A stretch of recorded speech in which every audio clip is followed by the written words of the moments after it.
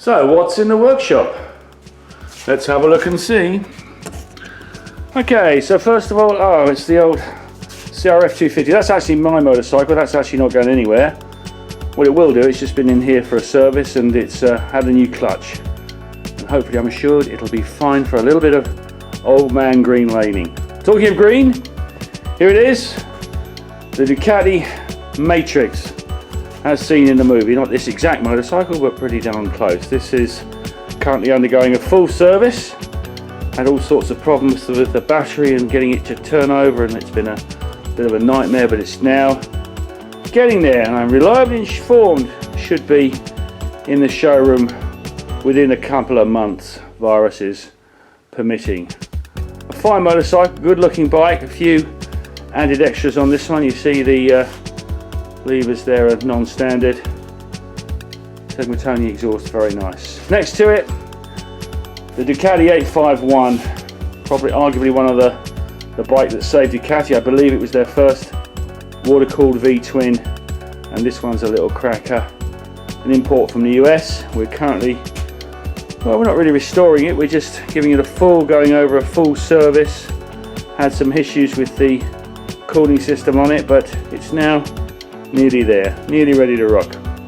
Talking of ready to rock, this is a particularly fine motorcycle, a Honda CB750 F2. Interesting bike this. This, for those of you who know your F2s, will realise this is not a standard UK colour, because this is actually an American bike, we believe. The colour, from what I can gather, is actually fully original. It is as supplied back in the days of the US, but this colour never actually came to the UK, to the best of my knowledge. Over here we have the projects in development, we'll call them.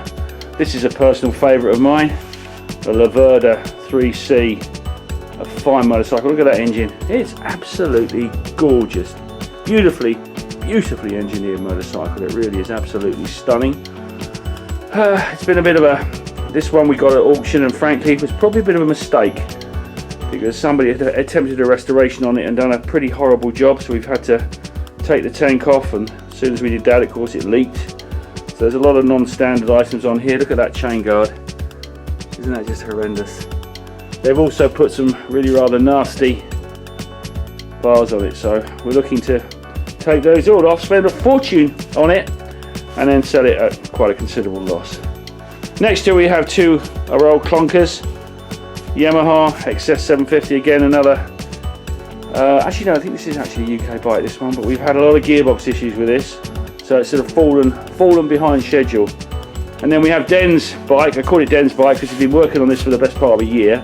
This bike will never be ready because he loves it too much. Of course, it's a Kawasaki Z900. Under the covers, well, your guess is as good as mine. I know what it is, but do you know what it is? Answers on a postcard, please. What else do we have? We have a few old bikes parked over there. Look at the back there, the old MZ250, a fine motorcycle. Talking of fine motorcycles, a Ducati 900. This is my bike again. I rode this for a good few years and then put it in the garage, and I must confess forgot about it. So now we've pulled it out and we're putting it apart. New belts, lots of things going on with that bike. Fine motorcycle, just beautifully made motorcycle. You've got to look at the mechanics there, are really rather nice. Unfortunately, the paintwork on the engine has suffered a little bit, but of course, once it's covered in plastic, you don't really see that too much, and it's a fine running bike. Talking of fine running bikes, a personal favourite of mine, and of everybody's I believe, the BMW R90S, and this is, of course, the orange version. Now this is another bike with a bit of a story to tell.